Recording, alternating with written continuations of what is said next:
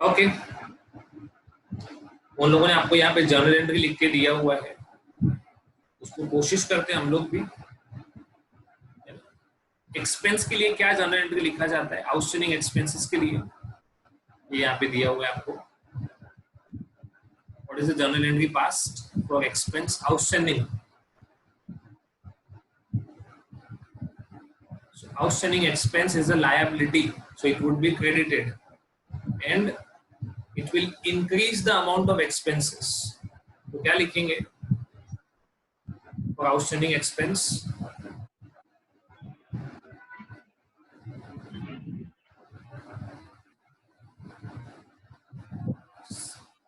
Expense account debit to outstanding expenses or expense payable. अगर यही चीज प्रीपेड होगा तो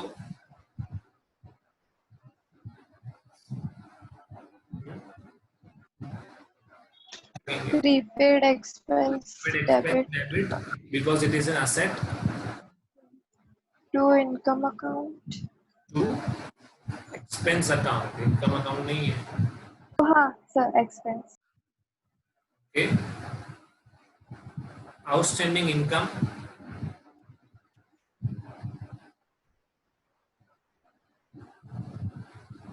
asset है, तो लिखेंगे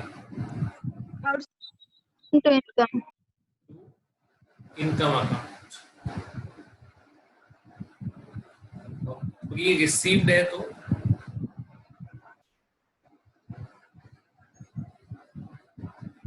Income account debit account debit to to outstanding income.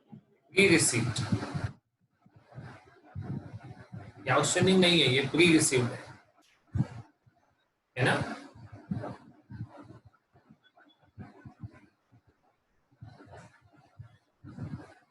तो उसका इफेक्ट अकॉर्डिंगली आपको दिया हुआ है। अगर P&L में ऐड होता है क्रेडिट साइड पे, तो it will be going to the asset side of balance sheet. And please be careful, मैंने लिखा था कि ये मोस्ट ऑफ द टाइम्स है ना, it is not all of the times. चलो 2 और टर्म्स बताने जा रहा हूं, ये शायद पहले भी हम लोगों ने डिस्कस किए हैं।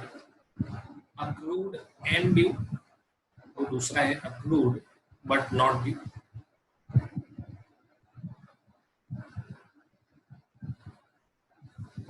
कौन बताएगा?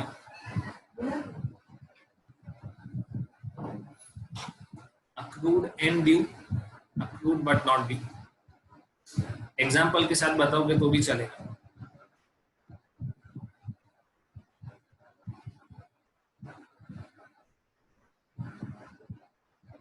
Yes,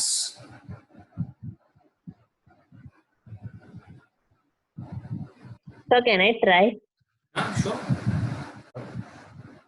So suppose our accounting period is 1/4/16 to 31st March 17, and interest 1 year का था suppose 12,000. So 31st March को वो ड्यू होता है, तो अक्रूड हुआ एंड ड्यू भी हुआ, बट वो इंटरेस्ट 1/6 को होता है, तो वो ड्यू नहीं हुआ बट अक्रूड हुआ। ड्यू नहीं हुआ बट अक्रूड हुआ 1/6 month after balance sheet date. Yes. Okay, तो इसमें डिफरेंस क्या है? Can anybody explain what is the difference between accrued and due?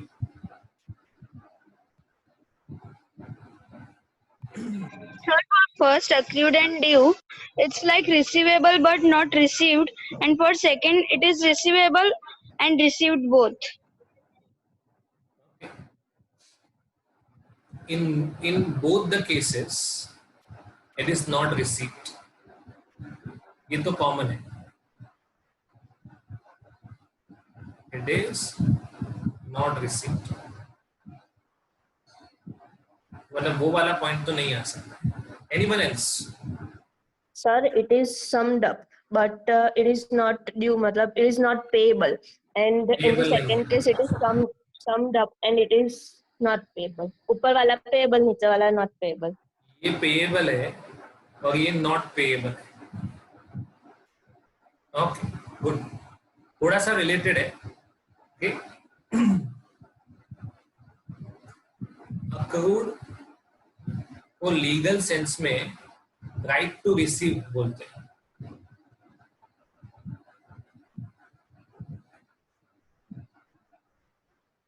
Okay, और ड्यू को राइट टू एनफोर्स.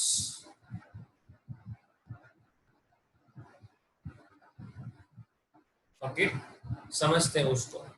मैं नॉर्मली इसको डिबेंचर के पॉइंट ऑफ व्यू से समझाता हूँ कि डिबेंचर में due date of payment of interest वो मोस्टली हाफ ईयरली होता है. ओके, तो हम लोग लेते हैं 30th June and 31st December. Okay, कोई भी ईयर ले लो. अब इसके बाद 31st दिसंबर के बाद कब मिलेगा इंटरेस्ट? 31st दिसंबर के बाद कब मिलेगा? 30 जून. इन बिटवीन आपका फाइनेंशियल ईयर एंड हो जाएगा. यस. बराबर है. तो उस दिन आपका यहां से लेके यहां तक, मतलब ये 3 मंथ्स का पीरियड है, वहां तक का इंटरेस्ट अक्रूड हो गया पर वो मिलेगा नहीं आपको अभी. मतलब आपका इन्वेस्टमेंट कंपनी में ये 3 महीने के लिए है. ओके, तो आपका अधिकार है कि आपको पैसा मिलना चाहिए. ओके, बट कंपनी का पॉलिसी क्या है कि वो एवरी 6 मंथ पे ही इंटरेस्ट पे करता है, और आपका 31st मार्च पे तो 3 मंथ्स ही हो गए. So you will receive interest for these 3 months and these 3 months on 30th June. Okay, but हमारा ईयर एंड हुआ और अगर हमारा कोई भी ऐसा इनकम है जो अक्रूड हो चुका है, any income which is already accrued, it is to be included in the total income. हमें उसको टोटल इनकम में इंक्लूड करना पड़ेगा, भले ही वो अभी हमें मिलने वाला हो या ना हो. ओके, आप कंपनी को एनफोर्स कब कर सकते हो? When can you enforce? Only on 30th June. You cannot say to the company or the debenture issuing company that हमारा 31st मार्च पे ईयर एंड होता है, हमको इंटरेस्ट पे कर दो. Okay, they can not enforce. उनका अधिकार है, पर वो राइट अपना जो है वो यूज कब कर सकेंगे एक्चुअल सेंस में? Only on 30th June. अगर कंपनी 30th जून को पे नहीं करता है, then they can enforce and go to the court of law. क्या अभी वो 31st मार्च के दिन कोर्ट ऑफ लॉ में जा सकते हैं? Yes, they can not go, because अभी उनका ड्यू डेट आया नहीं है. अभी क्लियर हुआ? तो 31st मार्च के दिन वो अप्रूव्ड बट नॉट ड्यू हो जाएगा. राइट टू रिसीव है बट राइट टू एनफोर्स नहीं है. और 30th जून के दिन वो अप्रूव्ड भी हो गया और ड्यू भी हो गया. Any doubt? दोनों केस में ये अभी भी रिसीवेबल ही है, रिसीव्ड नहीं है. अभी भी ये पैसा मिला नहीं है. देवांश ने थोड़ा सा बराबर बोला था कि अगर अप्रूव्ड एंड ड्यू हो गया मतलब कंपनी के लिए वो पेएबल हो जाएगा, और बट नॉट ड्यू है तो अभी वो पेएबल नहीं है. ओके, क्लियर है कि और बताऊं डिटेल में?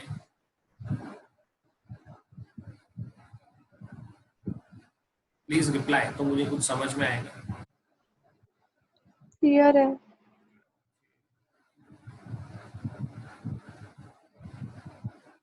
इधर आपको पूरा उसका मीनिंग दिया हुआ है, you may refer to the same. But मैंने जो एक्सप्लेनेशन दिया है वो इससे कहीं ज्यादा है. Not to worry about much. Okay. जैसा मैंने आपको बोला था कि अगर आपकी इनकम साइड पे कोई माइनस साइन होगा तो it would be on the liability side. Okay, इधर ये माइनस में है तो it would be going to the asset side.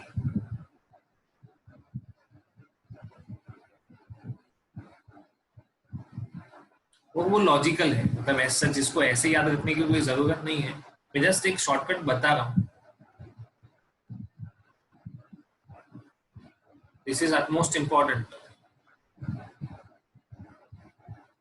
Provision for bad and doubtful debts. चलो, प्रोविजन फॉर बैड और प्रोविजन फॉर डाउटफुल डेट में कोई डिफरेंस है? Yes, sir. What is the difference? So provision for bad debts is like we are sure that this is gonna be. So then this is going to be a loss. Yeah, it's going to be a loss. Whereas doubtful debts is we may receive or we may not receive. तो दोनों में doubt तो हुआ ही, मतलब दोनों में कुछ ना कुछ तो. सी बैड में ना, what is the difference? You are about means almost correct, but doubtful debt में क्या होता है? There is a doubt. Okay, और बैड में वो कंफर्म हो गया है. It is confirm that it's a bad debt now, the amount will not be received. Okay, that was, आपने जो बोला वो मे और मे नॉट रिसीव, और इधर हो गया श्योर. ओके, तो आपको कंपनी की, मतलब जो आपका डेटर है उसकी फाइनेंशियल पोजीशन के बारे में पता चल गया, या वो इंसॉल्वेंट हो गया, या कोई और ऐसा इंसिडेंट हो गया जिसकी वजह से अब पेमेंट कंफर्म नहीं मिलेगा, तो वो बैड डेट हो जाता है. As of now, you are supposed to refer to it as a single sentence only, provision for bad and doubtful debt only. Okay, इसका और डिफरेंस आगे आने वाले आपके लेवल्स में समझ में आएगा. ओके, पर अभी से थोड़ा आइडिया क्लियर होना चाहिए. हम लिखते हमेशा ऐसा है PBDD, provision for bad and doubtful debts. Okay, but there is a difference between bad debt and doubtful debts. Okay, whenever we create a provision, we are reducing the profit, because provision is always created out of profit. So profit and loss account debit to provision for bad and doubtful debt. I would like to ask one more thing.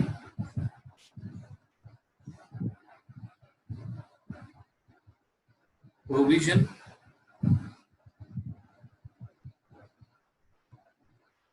reserves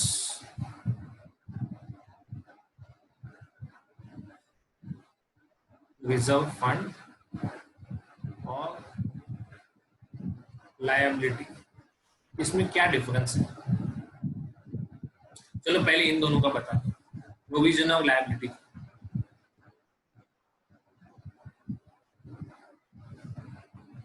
Sir, may I try?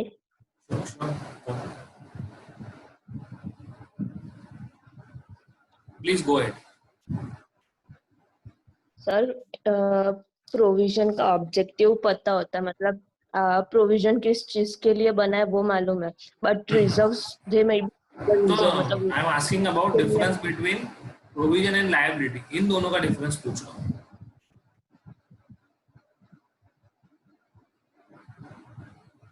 चलो, यहाँ पे objective clear है ऐसा बोला sir. यहाँ objective clear नहीं है. हाँ बोलो. Sir, provision may be an insider liability, and the liability which we classify in the balance sheet is an outsider liability, which means we have to pay. And provision means we may not have to pay for it. We are not supposed to pay for it. So if I make provision for salary, I am not supposed to pay for it. Sir, no, it's an insider liability, no. Salary, तो salary का payment करने की जरूरत नहीं होती है.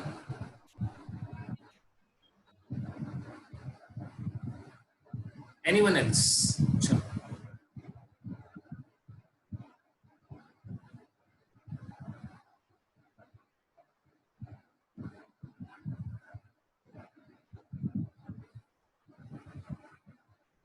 Sir, provision future के loss के लिए बनाया जाता है, but liability Future we loss need to pay. Oh, liability we need to pay. creditor is a liability.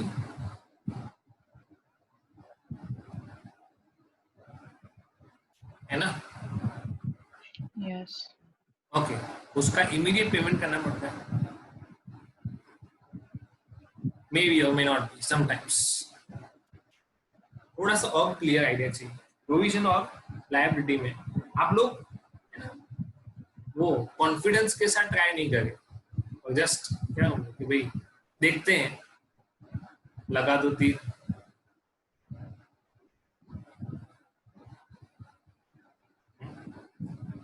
Can I say in the provision my objective is clear but I am not sure with the amount? हो सकता है, Yes. Possible है ना. Yes.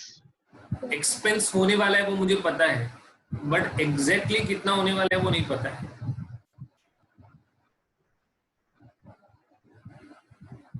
और expense होने वाला है वो तो असेसमेंट पे डिपेंडेंट है ना. हमने provision for bad and doubtful debts किया किसी कस्टमर के लिए बट ऐसा हुआ ही नहीं. हमारा असेसमेंट ये कहता था बैलेंस शीट डेट पे कि ये कस्टमर बैड डेट इंसॉल्वेंट हो जाएगा, इसका पैसा नहीं मिलेगा. But actually that customer turned out to be good, उसका पैसा पूरा आ गया.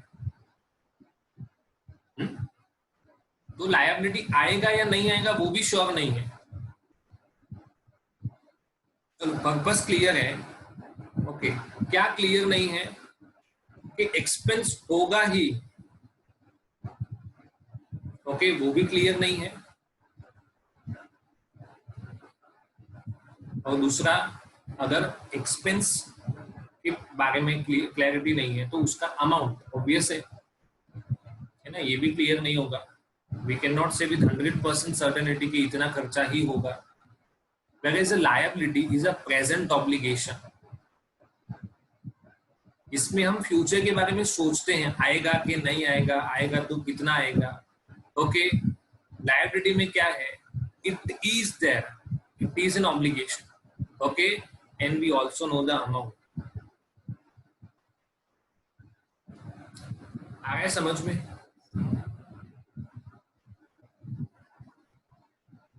अभी भी डाउट है? डाउट है क्या डाउट है बोलो. अभी सर मीनिंग क्लियर नहीं हो रहा है. Meaning is not clear. Okay, हम ऐसा बोलेंगे हमेशा, provision is a probable obligation या पॉसिबल ऑब्लिगेशन. क्या बोलेंगे?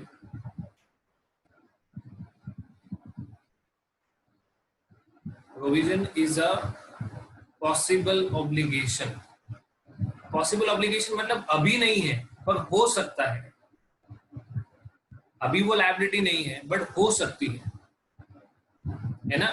और इसके चांसेस ग्रेटर देन 50% है. हम हमेशा क्या डिसाइड करते हैं? प्रोबेबिलिटी. और जब उसका ग्रेटर देन 50% हो गया ना, मतलब वो कैसा ऑब्लिगेशन हो जाएगा? Possible obligation. कैसा ऑब्लिगेशन हो जाएगा? पॉसिबली ऑब्लिगेशन आ सकता है. ठीक है.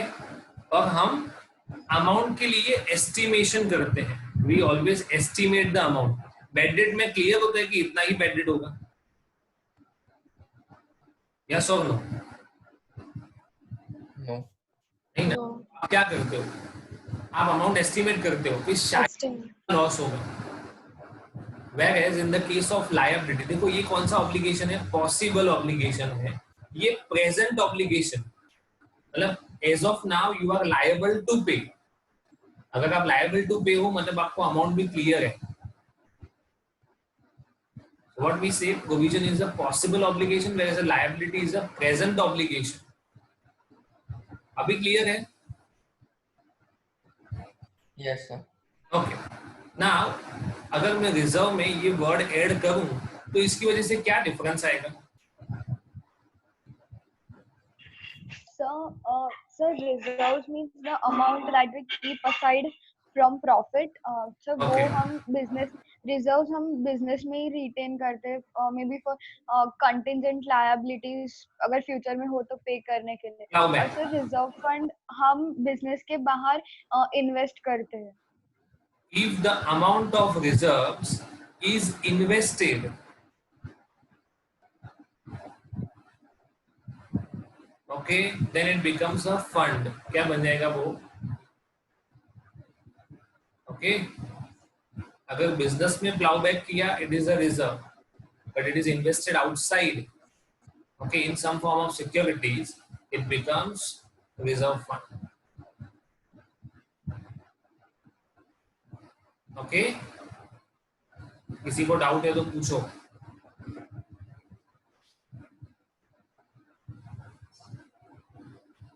These are certain basic things that we need to know. Okay, आपका लेवल बढ़ेगा. आप again, this was there in the part 2 of 11th standard. तो कुछ चीजें हम लोग क्या करते हैं, ऑप्शन ये तो 2 मार्क का आने वाला था. चलो, ऑन 1st January 2017 ये ओपनिंग बैलेंस ऑफ प्रोविजन है. कितना होगा? 40,000. ट्रेड रिसीवेबल ईयर एंड है 31st December 15 lakh. Bad debt totaled rupees 1 lakh. It is required to write off the bad debt and create a provision equal to 5% of the trade receivables balances.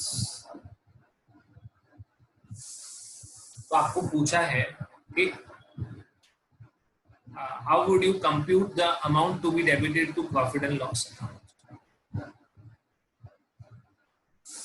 क्या करते हो आप लोग, है ना? Bad debt of trial balance, then bad debt of adjustments, then provision for bad and doubtful debts, adjustments. ऐसा करते हैं ना यूजुअली हम लोग. You prepare a table like this in the P&L account debit side.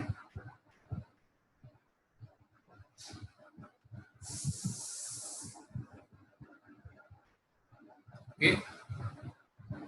इसको इन लोगों ने थोड़ा सा अलग मैनर में प्रेजेंट किया है.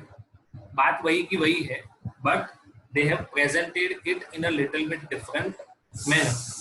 ओके, यहाँ पे साइड पे बैलेंस शीट भी शो कर देते हैं. What is the amount of trade receivables? 15 lakh. Bad debt कितना हो गया? 1 लाख. ओके, तो आपका बैलेंस बचेगा 14 लाख, और इसके ऊपर आपको provision for bad and doubtful date create करना है 5%.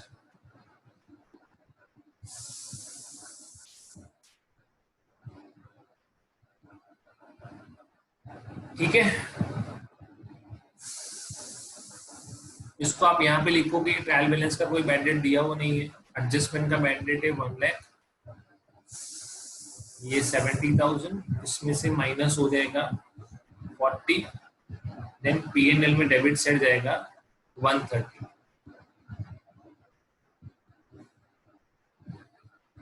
ओके, इसका जर्नल एंट्री क्या आएगा? Can anybody tell me what would be the journal entry?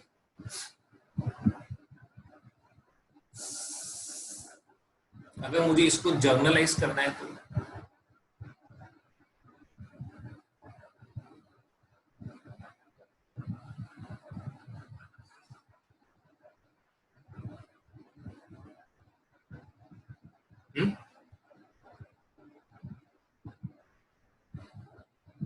Please बताओ क्या करेंगे. कोई जर्नल एंट्री पूछेगा तो समझ में आना चाहिए ना.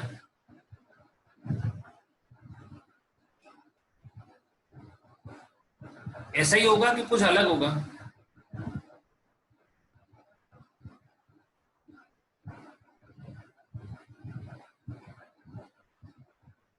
ये क्यों एडजस्ट किया जाता है? चलो, ये मुझे फॉर्मेट सिखाया गया था but why this is done?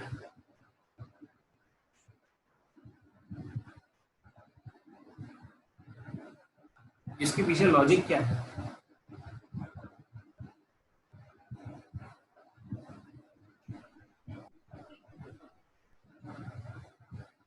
Sir मतलब कि जो हमने प्रोविजन फॉर बीडीआर बनाया था प्रीवियस ईयर में, वो इस ईयर का एक्सपेंस इसके लिए था, तो वो Okay. एक्सपेंस उसके सामने ही एडजस्ट करेगा ना. ओके, तो दैट इज वन थिंग कि आपने 40,000 का प्रोविजन, ये आपका ओपनिंग प्रोविजन है, मतलब लास्ट ईयर का क्लोजिंग होगा. तो लास्ट ईयर आपने बनाया था फ्यूचर में होने वाले बैड डेट के लिए. ओके, मतलब 2016 में बनाया होगा 2017 के बैड डेट के लिए. तो बट ऑब्वियस है कि 2017 में बैड डेट हुआ 1 लाख, ओके, उसके सामने आपके पास प्रोविजन है 40,000, तो ये एडजस्ट हो जाएगा. अभी भी कितना एडजस्ट होना बाकी है? 60,000. 60,000. Okay, and you require some more provision of 70. Yes. ये होगा आपका शॉर्ट प्रोविजन. ओके, क्योंकि अगर इतना करोगे तो इसके सामने मैंडेटरी राइट ऑफ हो जाएगा, फिर तो कोई बैलेंस बचेगा ही नहीं. अगर आप P&L में 60,000 डेबिट करते हो, ओके, तो वो तो एक्चुअल बैड डेट को कवर करने के लिए होगा. करंट ईयर का बैड डेट तो कवर हो गया. अब वापस मुझे अगले साल के लिए प्रोविजन करना है, तो दिस 70,000 इज फ्यूचर के लिए प्रोविजन करना. Yes. Okay, so that would make it total 1,30,000. इसका लॉजिक ये है कि आपने ये प्रोविजन लास्ट ईयर किया था करंट ईयर के लॉसेस को राइट ऑफ करने के लिए. किसी को डाउट या डिफिकल्टी है तो पूछो. अब इसका जर्नल एंट्री क्या लिखेंगे? Forgot that.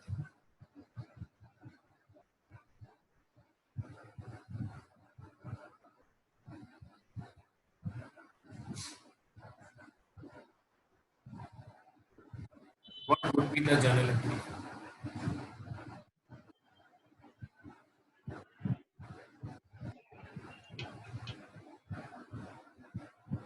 चलो, जो किया वही लिखना है.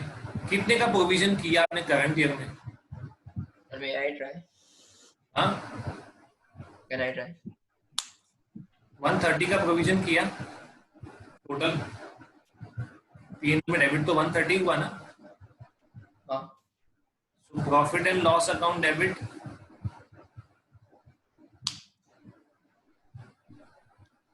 To provision for bad and doubtful debt. 130 का प्रोविजन करेंगे. कितना प्रोविजन ऑलरेडी था? 40. कितना और किया? 130 का. इसके सामने राइट ऑफ कितना हो जाएगा? 1 लाख. तो क्या करेंगे? Provision for bad debt account debit to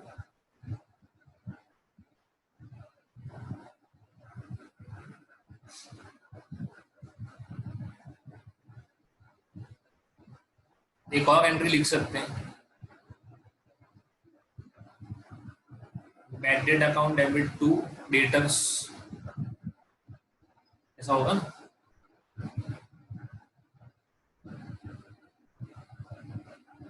पहले बैड डेट हुआ तो आपने बैड डेट अकाउंट में डेबिट किया टू डेटर्स. इसकी वजह से डेटर्स का 1 लाख बैलेंस कम हो गया.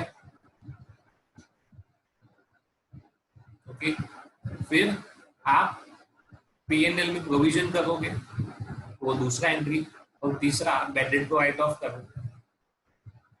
It can even be done in that manner. This can be the first entry, this can be the second entry, and this can be the third entry. Okay, इधर दो तो किया हुआ ही है, 1 और 2. तीसरा हमने किया ये वाला bad debt account debit to debtors. यहां तक के क्वेश्चन सॉल्व करो, कल आगे बढ़ेंगे. और यस, एक एंट्री बोलूं. हाँ बोलो बोलो. BDR account debit, P&L account debit to bad debt to BDR. चलो लिखते हैं. BDR account debit.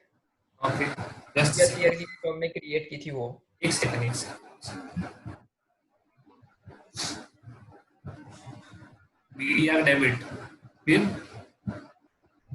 PNL debit okay to bad debt bad debt, to BDR जो हमने इस साल क्रिएट की। इधर कितना अमाउंट लिखूं डेबिट में फर्स्ट? लास्ट ईयर का प्रोविजन 40,000 था। वो लिखूं? ओके चलो।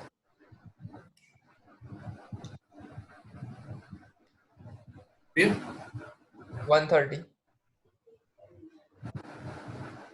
फिर इस साल के बैड डेट 1 लाख और नई BDR 30,000 70। 70, हाँ और जो ये BDR का बैलेंस होगा क्रेडिट हमारा हाँ, वो हम लोग डेटर्स में से माइनस कर देंगे बैलेंस शीट में। इंटरेस्ट में से माइनस कर देंगे। यस, जो इस साल क्रिएट की BDR उसका एक क्रेडिट बैलेंस रहेगा ना। हाँ तो 15 लाख में से 70,000 माइनस हो जाएगी, ऐसा बोल रहे हैं? हाँ मतलब कि बैड डेट 1 लाख और वो 70 तो बराबर। बैड डेट 1 लाख रुपए माइनस होगा तो इधर से किधर से पता चलेगा? मतलब हाउ कैन वी नो? ये 2 बैड डेट लिखा आपने, हाँ तो ये तो बैड डेट का अकाउंट क्रेडिट हुआ ना। यस पहले बैड डेट का अकाउंट डेबिट भी तो होना चाहिए। सर तो हमको डेबिट बैलेंस दिया ही होगा ना। तो ये एक इवेंट है तो उसका एंट्री तो करना पड़ेगा ना। बैड डेट हुआ, happen, bad debt to debtor, हाँ sir bad debt to debtor sir भाई एक करना एंट्री और पड़ेगा। Bad debt debit BDR debit Along to with this debtor. entry, we need to pass this entry as well. Okay Thank you. Thank you sir. Thank you, sir. Thank you, sir. sir.